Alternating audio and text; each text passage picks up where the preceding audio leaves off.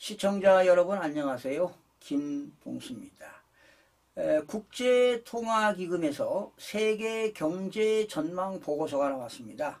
그런데 올해 우리나라와 독일의 성장만 역주행 전망을 담고 있다는 점에서 우울합니다.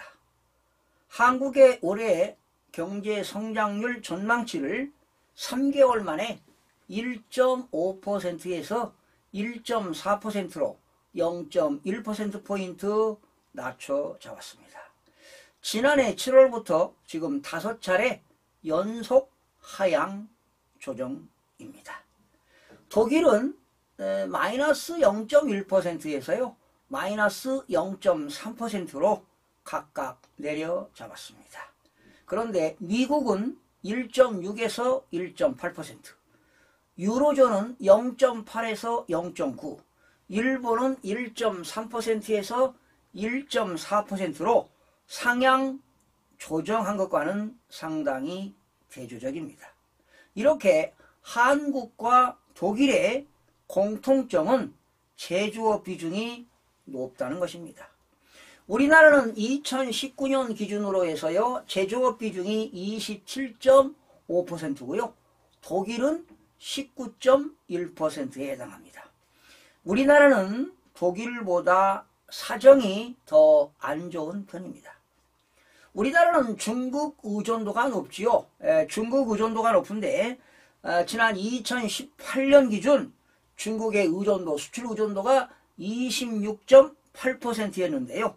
상반기 대중무역 수출 의존도가 19.5%까지 떨어졌습니다. 그리고 중국 경제의 리오프닝, 경제활동 재개 효과가 기대와 달리 지금 상당히 지지부진해지고 있습니다.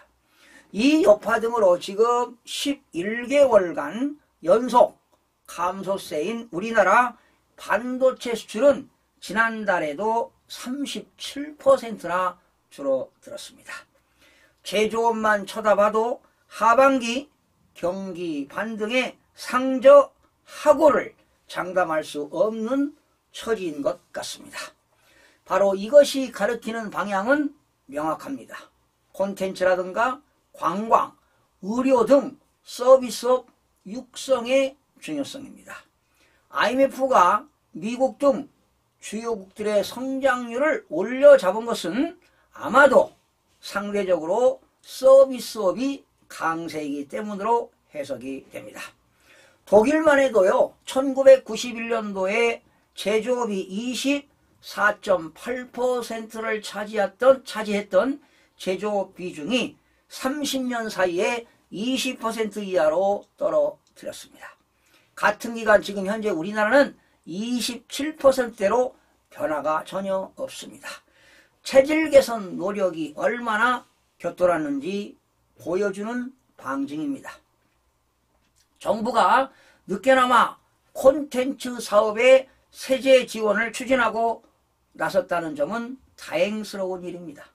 다만 법무부의 로톡 변호사 판정이 미뤄진 것은 상당히 안타깝습니다. 정부가 위적되고 어정쩡하게 타협하는 사이 타다는 사실상 사라졌습니다. 원격 진로도 빈사 상태에 빠졌습니다. 혁신의 발목을 잡으면서 서비스업 발전을 기대하는 것은 어불성설입니다.